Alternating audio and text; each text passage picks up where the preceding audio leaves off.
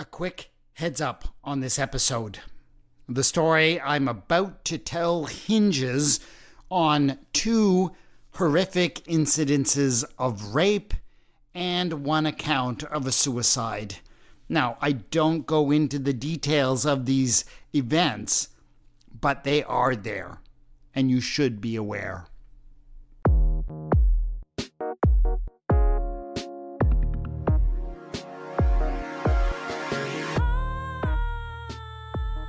Absalom happened to meet the servants of David. Absalom was riding on his mule, and the mule went under the thick branches of a great oak. His head caught fast in the oak, and he was left hanging between heaven and earth, while the mule that was under him went on. A man saw it and told Joab, "I saw Absalom hanging in an oak." Joab said to the man who told him, "What? You saw him? Why then did you not strike him there to the ground? I would have been glad to give you 10 pieces of silver and a belt." But the man said to Joab, "Even if I felt in my hand the weight of 1,000 pieces of silver, I would not raise my hand against the king's son. For in our hearing, the king commanded you and Abishai and Ittai, saying, 'For my sake, protect the young man Absalom.' On the other hand, if I had dealt treacherously against his life, and there is nothing hidden from the king, then you yourself would have stood aloof."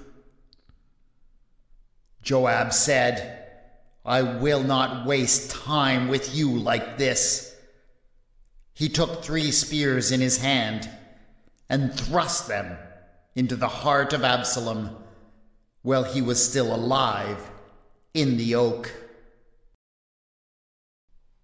2024 is an Olympic year. In just a couple of weeks, as I record this episode, the world will gather in Paris to celebrate the opening of the 33rd modern Olympiad. And I am sure that as a result, we will see many Olympic-themed events and shows. So I decided this year that this podcast might as well get on the bandwagon. I thought I'd tell a few Bible stories that feature Olympic events. One of the oldest Olympic events is the Javelin Throw. It was apparently introduced as part of the pentathlon in the 17th Ancient Games in 708 BCE. But in many ways, the event is likely almost as old as humanity itself. After all, what is a javelin but a sharpened stick that you throw? Easy to make, but deadly in combat. Of course, people must have set up competitions from earliest times to see who could throw one the furthest and with the greatest accuracy. There are a few stories of people throwing javelins and similar weapons in the Bible. But the one that has always stuck in my mind is the story of Joab and the young man Absalom. Now, the word that is used to translate what Joab threw at Absalom is not an easy one to translate. Some versions say that Joab took 3 darts. Others, like the New Revised Standard Version I just read from, say 3 spears. But there is at least one modern translation, the New International Version, that went with 3 javelins. And that is good enough for me to tell a special Olympic event tale. This is Retelling the Bible.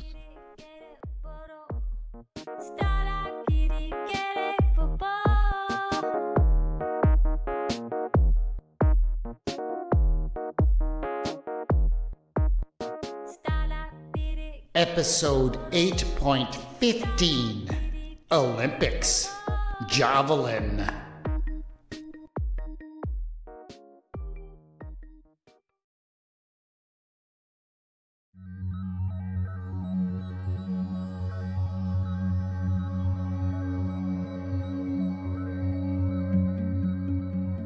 When you are suspended between heaven and earth, caught by your hair in the branches of a tree, you have a lot of time to think. As Absalom hung there, he couldn't help but ask himself over and over, how on earth had it come to this? The beginning of this whole affair he understood well enough. He was not sure that he could have acted differently. It all started with the rape of his sister, Tamar. A rape that was all the more terrible because it was perpetuated by her own half-brother, Amnon. Amnon was the kind of eldest brother that everyone in the family hates. He had always been favored, always been given everything he wanted. And so, when he decided that he desired his own sister, one of his younger brothers conspired with him to make his wish come true. And when Absalom found out about it, and particularly when he discovered that his father wasn't even going to do anything about it, he knew that it was up to him to act. He bided his time, waited 2 whole years until nobody suspected anything. And then he murdered his brother. He knew that he would pay a price for killing the king's favorite and his heir. He ran away and lived in exile for 3 years. He paid that price gladly for the love of Tamar, but he missed her and wanted to be with her to help her to heal. In spite of himself, he even missed the rest of his family. So it was something of a relief when the king finally relented. Absalom was allowed to come home. When he got back, he discovered that it was Joab, the king's war leader, who had somehow persuaded David to be reconciled to him. He wasn't sure what to think about that. Joab was not the sentimental sort. He was a ruthless fighter who was mostly in it for his own sake and for the sake of his family. He wasn't sure that he liked the idea of somehow being in Joab's debt.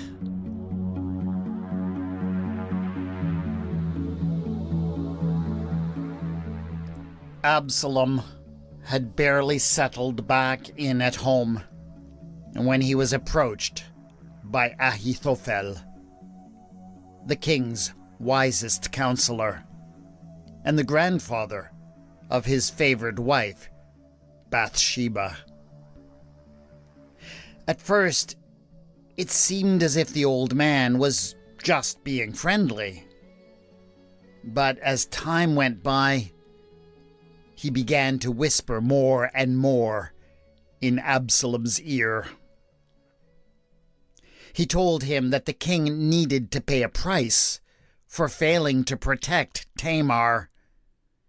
He flattered Absalom and began to suggest that it was time for him to replace his father, to take the kingdom for his own.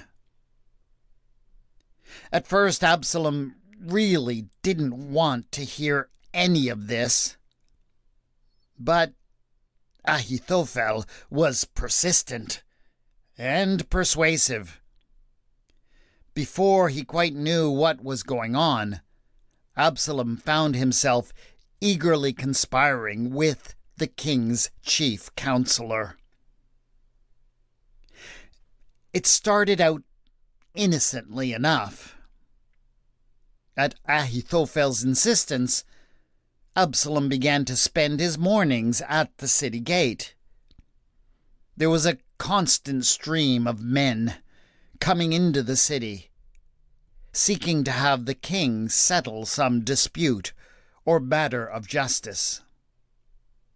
Absalom would speak to each of them, inquire about their cases, and tell them that if only he were deputized to hear them, he would definitely judge in their favor.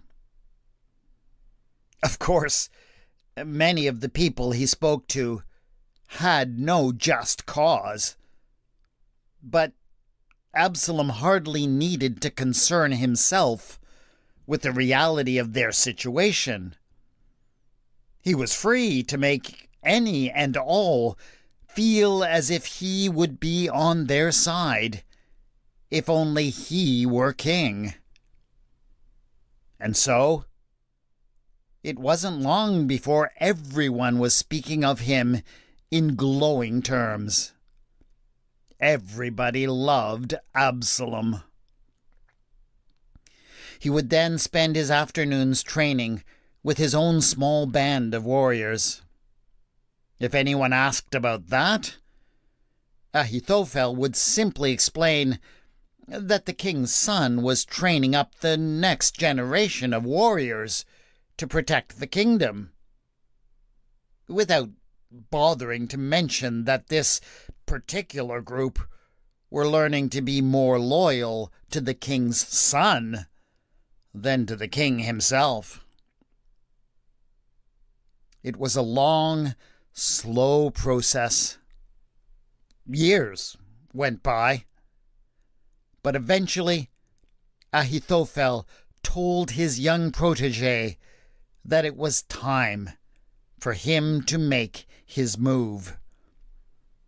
Absalom went and asked his father for permission to go to Hebron. David was right to be suspicious about this request, because Hebron was the place where kings were supposed to be anointed. But he had been lulled into such complacency that he permitted it. All the pieces were finally in place. Absalom went to Hebron and was anointed and proclaimed a king. But it was when he sent for Ahithophel, and the king's wisest counselor declared his traitorous intentions by actually going to him, that everyone realized that this whole thing was far more dangerous and serious than anyone had suspected.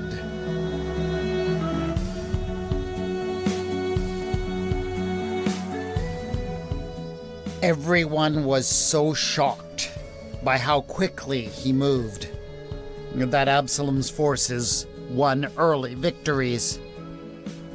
They descended upon Jerusalem, and the king, who had not had the opportunity to gather his forces, fled in disarray and dishonor. The capital city and the palace were now in his power. As he hung here now, his hair trapped in the branches of the tree, Absalom's mind went back to that moment when, at the very height of his success, everything suddenly went so wrong. Ahithophel came to him, breathless with excitement. "Here is what you must do now, my boy," he cried. "Go in to your father's concubines, the one he has left to look after his house, and all Israel will hear that you have made yourself odious to your father, and the hands of all who are with you will be strengthened." Absalom couldn't really believe what he was hearing. He understood, of course, that there was a need for him to have some sort of symbolic victory over his father, and the raping of concubines was a time-tested part of a military coup in many nations, including Israel. But was this really the priority right now? Wouldn't pressing forward to a victory on the field of battle while he had the advantage make more sense? But Ahithophel was insistent. In fact, he was strangely obsessed with humiliating David in this particular way, and with doing it in a very particular spot on the roof of the palace. It didn't make much sense, and frankly, it made Absalom feel ashamed. But everyone said that Ahithophel was the wisest man in all the kingdom. Why, it was practically a proverb that the counsel that Ahithophel gave was as if one consulted the oracle of God. So Absalom did it.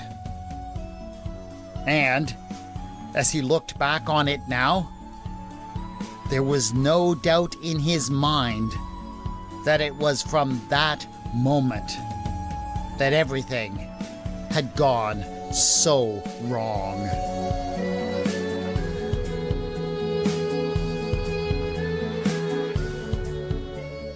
The palace roof incident led to Absalom losing confidence in his wisest counselor. When, soon afterwards, Ahithophel told him to assemble some men and head out to attack David straight away, he hesitated. He decided to seek a second opinion, and that second opinion was to delay. That was the wrong thing to do. But Absalom had been so shaken by the last thing that Ahithophel had told him that he must do, that he chose the worst option. And that, he knew now, had led him directly to where he was, hanging by his hair from the branches of this tree in the thick of the forest. Ahithophel, he had heard, had ended up in almost literally the same position.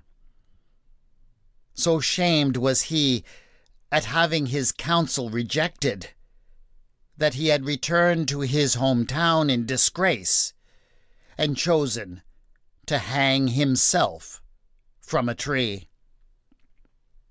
Ironically, in a way, Absalom felt as if he had essentially done the same thing. If he was hanging in this tree and doomed to die because of it, he also had brought his death upon himself by his own hand. Joab, David's commander, made good use of the time that Absalom had given him with his foolish delay. The king's forces were gathered and had time to implement a strategy. Even though they had fewer forces than he had managed to gather, they were far more experienced in battle and much better organized.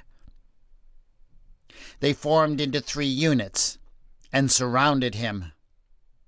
His grand army panicked and broke, most of them fleeing into this forest. Absalom had run out of options. He fled too, on the back of his mule. Stupid animal.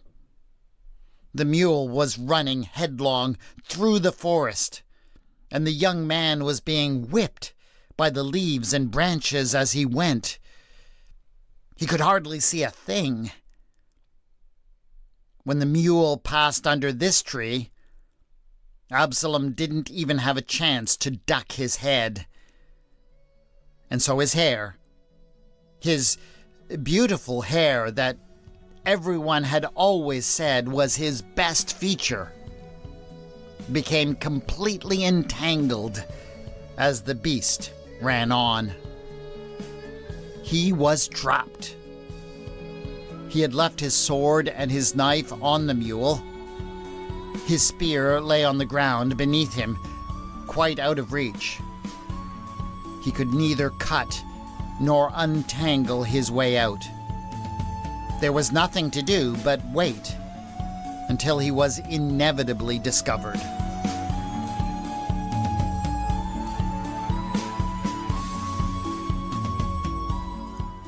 A man, a soldier of David, stumbled into the clearing.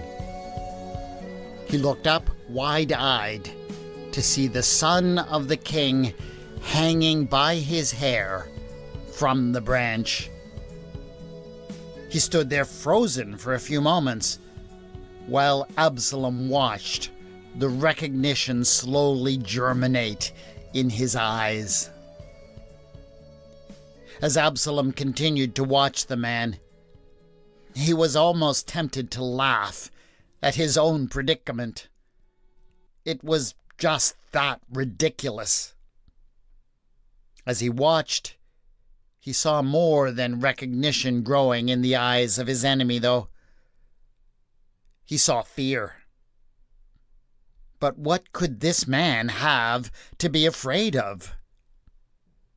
Suddenly the man turned and ran out of the clearing as if he was being chased by some terrible specter. The soldier ran so heedlessly through the trees that he almost plowed right into Joab before he managed to stop. Finding the general did not assuage the man's fears, however, but rather had the effect of intensifying them. He was practically as white as a sheet as he stammered out the words of his discovery. I saw Absalom hanging in an oak. Joab was livid, proving that the man's fears had been justified. "What?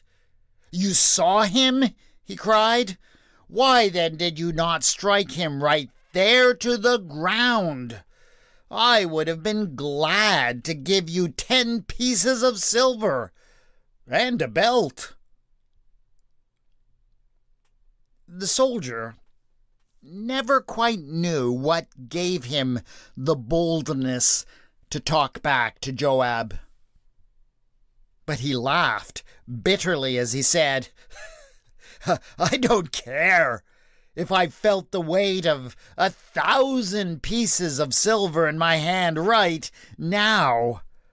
I know it would do me no good. I heard, everybody heard, what the king said to you and the other commanders. He said, for my sake, protect the young man Absalom. So, you want me to do your dirty work for you. You want me to kill the young prince, give me some silver, and then, once the king finds out, and the king always finds out, you get to say that you had nothing to do with it. Well, I'm the one who loses his head. I don't think so." I suppose that it says something for Joab that he was somewhat shamed by this reply. At least, he didn't order the man punished for his insubordination. He just said, "Fine. I'm not going to waste any more time like this with you. Just point me in the right direction. I guess I'll just have to take care of it myself."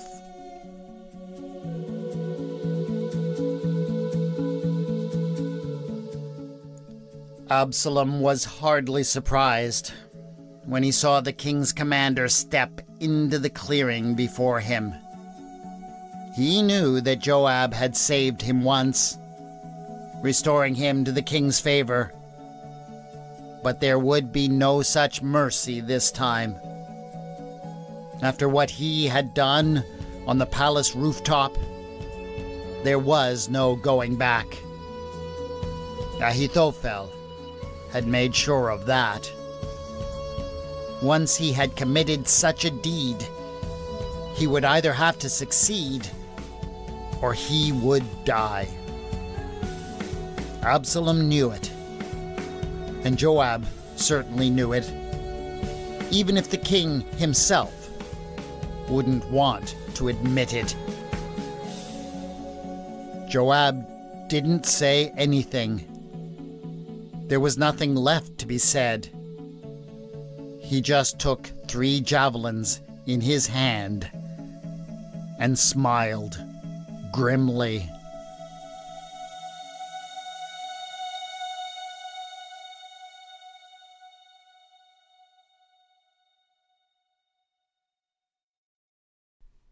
So much for the biblical javelin event. It's not exactly in line with the noble ideals of international Olympic competition and fair play to strike down a defenseless man caught in a tree. But there you have it. But the story is not quite over. Join us in 2 weeks' time for the remarkable tale of what happened next, and the story of a remarkable biblical race that reminds me of another famous Olympic event, the marathon. That is it for this episode of Retelling the Bible. Please subscribe so you can get a special extra episode next week and the continuation of this story in 2 weeks' time. And please rate and review wherever you download your podcasts. The theme music for the podcast is Ada by Kevin MacLeod. His music is available in the Creative Commons at incompetech.com. The mood music for this episode is Through the Atmosphere by Mercy Rock, whose music is available on bandcamp.com. You can contact me on twitter.com @retellingbible and on the Facebook page, Retelling the Bible.